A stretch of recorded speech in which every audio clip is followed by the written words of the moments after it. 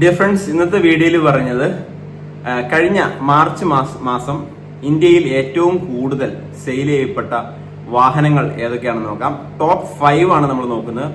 അതിനു മുന്നേ തന്നെ നമുക്ക് ഒരു കാര്യം പറയാനുള്ളത്, 6 തൊട്ട് 9 വാഹനങ്ങൾ മാരുതിയുടെയാണ്. മാരുതിയുടെ വാഗണാർ, അതുപോലെ ബലീനോ, ബ്രസ്സ, ഫ്രോങ്സ്, ഇതൊക്കെയാണ് ആ വാഹനങ്ങൾ. 10ാമതാണ് മഹേന്ദ്രയുടെ ഒരു വണ്ടി വരുന്നത്, സ്കോർപിയോ ആണ്.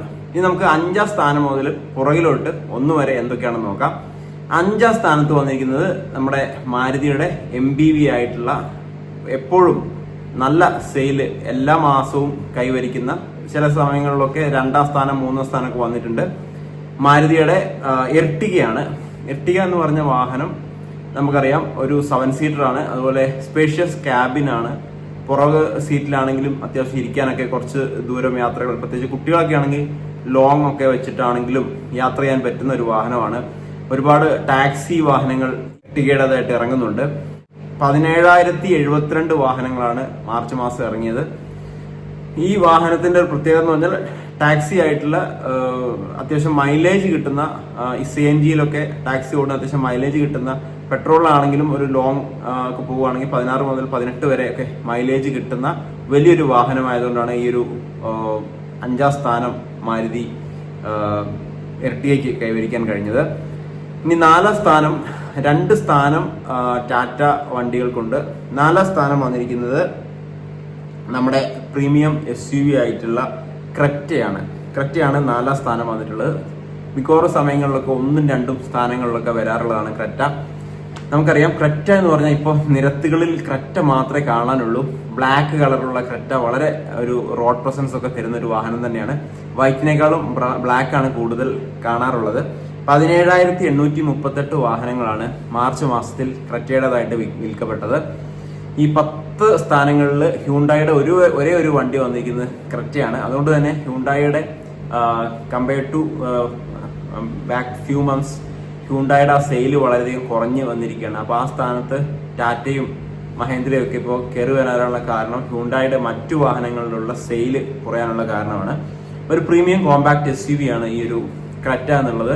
പ്രത്യേകിച്ചും ക്രെറ്റയുടെ ആ മൈലേജ് കുറവൊന്നും ആളുകൾ ശ്രദ്ധിക്കുന്നില്ല. പെട്രോൾ ക്രെറ്റയൊക്കെ ആണെങ്കിൽ ഒരുപാട് ആളുകൾ എടുക്കുന്നത്, കാരണം മൈലേജ് നോക്കിയിട്ടില്ല. ആ വാഹനത്തിനോട് പ്രത്യേക ഒരു സ്നേഹമാണ്, ഓടിച്ചു കൊണ്ടുപോകാനുള്ള ഒരു പ്രത്യേകമായിട്ടുള്ള ഒരു എളുപ്പവും ഒക്കെ നോക്കിയിട്ടാണ്. ഡീസൽ നോക്കുകയാണെങ്കിൽ അത്യാവശ്യം മൈലേജ് ഉള്ള വണ്ടി തന്നെയാണ് ക്രെറ്റ. അതുപോലെ EVയിലും ഇപ്പോൾ ലഭ്യമാണ്. ഒരു SUV എന്നതിന്, ഒരു SUV ഓടിക്കുന്ന ഒരു ഫീൽ തന്നെ കിട്ടുന്ന ഒരു വാഹനമാണ്. 5 സീറ്റർ ആണെങ്കിലും ആളുകൾ കൂടുതൽ എടുക്കുന്നുണ്ട്. മീഡിയം സൈസ് SUV ആണ്. സ്ഥാനത്ത് വന്നിരിക്കുന്നത് ടാറ്റയുടെ നെക്സോൺ ആണ്. 19,810 വാഹനങ്ങൾ. പ്രത്യേകിച്ച് നമുക്കറിയാം, ഇന്ത്യയിലേക്ക് 5 സ്റ്റാർ കൊണ്ടുവന്ന ആദ്യത്തെ ഒരു കോമ്പാക്ട് SUV ആണ് നെക്സോൺ. ഇന്ത്യക്കാർക്ക് നെക്സോണോടുള്ള സ്നേഹം ഇപ്പോഴും കുറഞ്ഞിട്ടില്ല, കാരണം അത്രയ്ക്കും സേഫ്റ്റി തരുന്ന വാഹനമാണ്. നമ്മൾ ഓടിക്കുമ്പോൾ തന്നെ അറിയാം, ഒരു സ്റ്റിയറിംഗിൽ ആ ഒരു ഫീലും, ഹൈവേ റൈഡൊക്കെ ചെയ്യുമ്പോഴുള്ള, പ്രത്യേകിച്ചും ഡീസൽ വാഹനങ്ങളൊക്കെ ആണെങ്കിൽ അതിൻ്റെ ഒരു ഫീല് അതൊരു പ്രത്യേകത തന്നെയാണ്.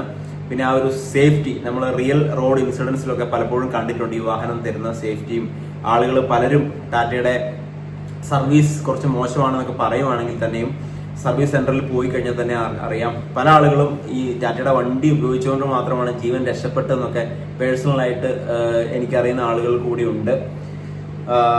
അപ്പൊ സ്ട്രോങ് ആയിട്ടുള്ള ഒരു build quality, petrol, diesel, EV മോഡലിലൊക്കെ കിട്ടുന്നതുകൊണ്ട് തന്നെ ഈ ഒരു വാഹനം എന്നുള്ളത് ഇന്ത്യക്കാരുടെ ഒരു പ്രിയപ്പെട്ട ഒരു കോമ്പാക്ട് SUV ആയിട്ട് മാറിക്കഴിഞ്ഞു.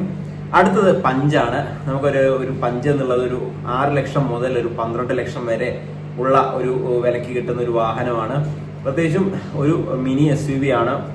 പഠിച്ചൊക്കെ ഇറങ്ങുന്ന ആളുകൾക്കും യൂസ് ചെയ്യാനും, അതുപോലെ തന്നെ സിറ്റിയിൽ മാത്രമല്ല നാരോ റോഡ്സിലൊക്കെ ഉപയോഗിക്കാം.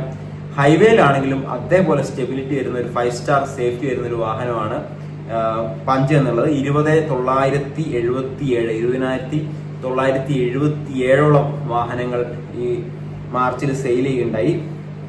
ബിഗിനേഴ്സിനൊക്കെ വളരെയധികം ഉപയോഗിക്കാൻ പറ്റുന്ന വാഹനം തന്നെയാണ്. തീരെ ചെറിയ വാഹനമല്ല, അത്യാവശ്യം സ്പേസും കാര്യങ്ങളൊക്കെ ഉള്ള വാഹനമാണ് നമ്മുടെ പഞ്ച് എന്നുള്ളത്.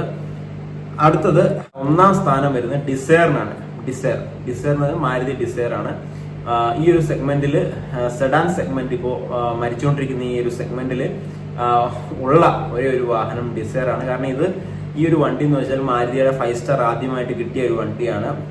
അതുപോലെ തന്നെ ഒരുപാട് ടാക്സി സെഗ്മെന്റിൽ ഈ വാഹനം ഇറങ്ങുന്നുണ്ട്. ബൂട്ട് സൈസ് ഉള്ളത് കൊണ്ട് തന്നെ അത്യാവശ്യം ആളുകൾ ഇത് ടാക്സി ആയിട്ട് ഉപയോഗിക്കുന്നുണ്ട്. 21,224 വാഹനങ്ങളാണ് ഈ ഡിസയറിന്റെ ആയിട്ട് ഇറങ്ങിയത്. നല്ല റിലയബിലിറ്റി ഉള്ള എഞ്ചിനും നല്ല മൈലേജും ഒക്കെ കിട്ടുന്നതുകൊണ്ട് തന്നെ നമ്മള് ഫാമിലി യൂസിനാണെങ്കിലും ബാക്ക് സ്പേസ് ഒക്കെ നല്ലോണം ഉണ്ട്. അതുകൊണ്ട് അത്യാവശ്യം നല്ല രീതിയിൽ സെയിൽ വരുന്ന ഒരു വണ്ടിയാണ് ഡിസയർ എന്നുള്ളത്. അപ്പൊ ആദ്യത്തെ 10 വാഹനങ്ങൾ നോക്കുകയാണെങ്കിൽ അതിനകത്ത് ഒരു 6 വാഹനങ്ങളും മാരുതിയുടെയാണ്, 2 വാഹനങ്ങൾ ആണുള്ളത് ടാറ്റയുടെ, ഒരു വാഹനം ഹ്യുണ്ടായി, ഒരു വാഹനം നമ്മുടെ മഹേന്ദ്ര. അപ്പൊ ഇന്ത്യൻ മാനുഫാക്ചേഴ്സ് നോക്കുകയാണെങ്കിൽ 10-ൽ 3 വാഹനങ്ങൾ ഇന്ത്യൻ മാനുഫാക്ചേഴ്സിൽ വന്നിരിക്കുന്നത് ടാറ്റയുടെയും മഹേന്ദ്രയായിട്ടാണ്. അതുപോലെ മാരുതിയെ വെല്ലാൻ ആരുമില്ല. കാരണം ഒരു മാസം 1,40,000 തൊട്ട് 1,50,000 വരെയൊക്കെയാണ് ഇപ്പോൾ മാരുതിയുടെ വാഹനങ്ങൾ വിൽക്കുന്നത്. രണ്ടാമത് ഇപ്പോൾ 2 മാസമൊക്കെ ആയിട്ട് ടാറ്റയാണ് വരുന്നത്. ഒരു 70,000-നും 60,000-നും ഇടയ്ക്കൊക്കെ ടാറ്റ വരുന്നുണ്ട്. മൂന്നാമത് മഹേന്ദ്രയാണ് 2 മാസമായിട്ട് വരുന്നത്. 4ാമതാണ് ഹ്യുണ്ടായി വരുന്നത്. ഹ്യുണ്ടായി ആദ്യ കാലഘട്ടങ്ങളിലൊക്കെ മാരുതി കഴിഞ്ഞാൽ 2ാമതായിട്ട് ഹ്യുണ്ടായി വരാറുണ്ടായിരുന്നു. പക്ഷെ ഇപ്പോൾ ഹ്യുണ്ടായി കുറച്ച് താഴോട്ട് പോകുന്നുണ്ട്. അവരുടെ വാഹനങ്ങളുടെ സെയിൽസ് കുറച്ച് കുറയുന്നുണ്ട്.